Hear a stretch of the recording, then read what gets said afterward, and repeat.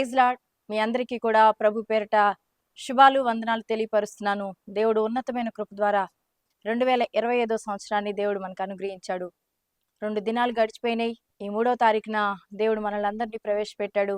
అందుని బట్టి హృదయపూర్వకంగా దేవునికి థ్యాంక్స్ చెప్తూ ఈరోజు దేవుని యొక్క వాగ్దానాన్ని మనం చూద్దాం. ఆదికాండము 41వ అధ్యాయము 52వ వచనం. ఈరోజు వాగ్దానంగా చదువుకుందాం.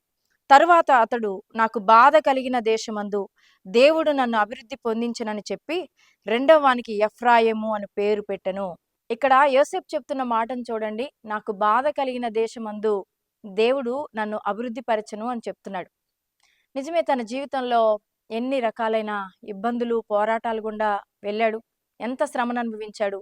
కానీ ఒక అద్భుతమైన సాక్ష్యాన్ని చెప్తూ ఉన్నాడు.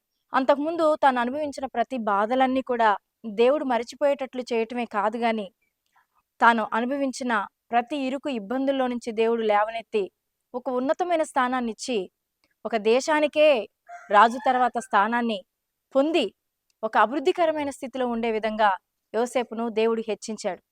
ప్రియమైన దేవుని బిడ్డలారా, మీ జీవితంలో కూడా యోసేపు వలె చాలా రకాలైన శ్రమలు గుండా గత సంవత్సరం ఉండుండొచ్చు. అసూయను పొందారా? నిర్నిమిత్తంగా మిమ్మల్ని బాధ పెట్టారా? హింసను పెట్టారా? నిందల పాలు చేశారా? అవమానాన్ని కలగజేశారా? మీరు చేసిన మేలును మర్చిపోయారా? అనేక రకాలైన సమస్యలు, చెర అనుభవాలు, లోతైన బాధలు మీ జీవితంలో మీరు అనుభవించి చాలా కష్టపడి ఉండొచ్చు. మీ కుటుంబ సభ్యుల ద్వారానే మీకు చాలా నొప్పి, బాధ పొంది ఉండొచ్చు. కానీ ఈరోజు ప్రభు చెప్తున్నాడు, ఏ ప్రాంతంలో, ఏ కుటుంబంలో, ఏ స్థలంలో మీ జీవితంలో కష్టాన్ని అనుభవించారో, లేమిని అనుభవించారో, నిందను అనుభవించారో, అవమానాన్ని అనుభవించారో, శ్రమను అనుభవించారో, లోతైన బాధను అనుభవించారో, అదే ప్రదేశంలో దేవుడు నిన్ను లేవనెత్తి నేను అభివృద్ధి పరుస్తానని వాగ్దానం చేశాడు.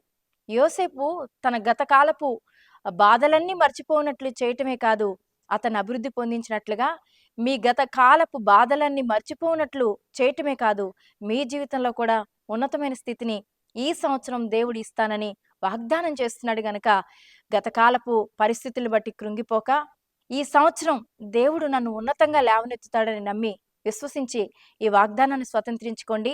తప్పకుండా దేవుడు ఈ వాగ్దానాన్ని మీ జీవితంలో నెరవేరుస్తాడు, మిమ్మల్ని అభివృద్ధి పొందిస్తాడు. మీరు ఉన్నతమైన స్థితిలో దేవుడు మిమ్మల్ని నిలవబెట్టబోతున్నాడు. కాబట్టి ఈ వాగ్దానాన్ని బట్టి ధైర్యం తెచ్చుకుందాం, ప్రార్థన చేద్దాం. పరిశుద్ధుడా, ప్రేమ కలిగిన మా తండ్రి, నీకు వందనాలు, స్తోత్రాలు చెల్లిస్తున్నాను నాయన. ఎంతమంది బిడ్డలు ప్రభా నా తండ్రి, గత సంవత్సరం ఎన్నో రకాలైన బాధలు, అవమానాలు, నిందలు, నాయన కృంగిపోయిన పరిస్థితి ప్రభా నా తండ్రి, వారు నాయన ఈ సమయంలో కలిగి ఉండి ప్రభా నా తండ్రి ఆ బాధలు గుండా వారి జీవితం ప్రయాణించిందో, ఈరోజు మీరు మాట్లాడిన మాట చొప్పున ఆ బాధలన్నీ మర్చిపోనట్లుగా మాత్రమే కాదు గాని అభివృద్ధి కలిగిస్తానని వాగ్దానం చేశారు. ఆనాడు యోసేపు ఏ రీతి అయిన సాక్ష్యం ఇచ్చాడో అదే రీతి అయిన సాక్ష్యంతో నిలుపుతానని మీరు మాట ఇచ్చిన ఆ ప్రతి మాటను కూడా ప్రభా నీ బిడ్డల జీవితంలో మీరు నెరవేర్చి దీవించి ఆశీర్వదించండి. వారి కుటుంబంలో అందరికీ రక్షణ దయచేయండి.